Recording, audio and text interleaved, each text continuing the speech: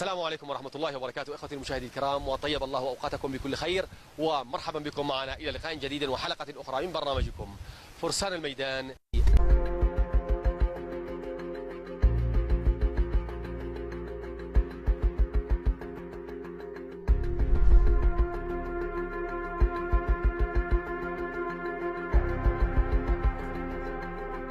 كلنا نجهز في البيت للحلقات حقه. ايوه. ها حتى مهما يكون معك عمل لازم تجهز للحلقات حقه. يحيى علو.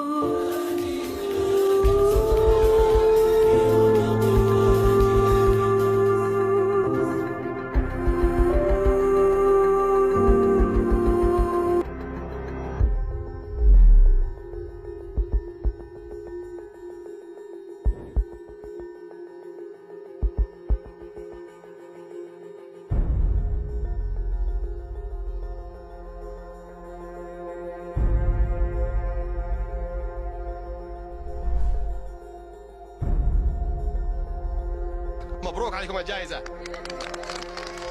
عرش بلقيس له اسم سبائي ثاني، ما اسمش عرش بلقيس في المراجع السبائية، وندرسها في المدارس، درستوا انتم في المدارس.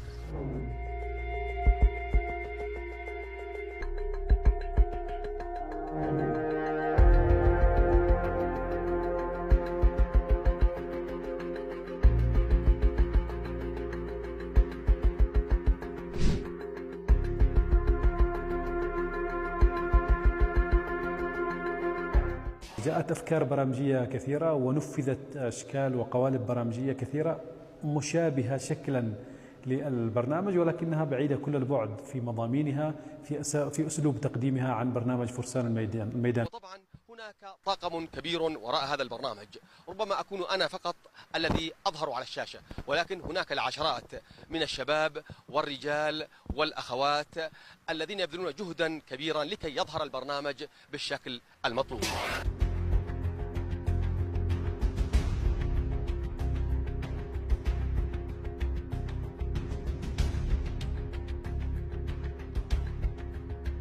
أن في الحال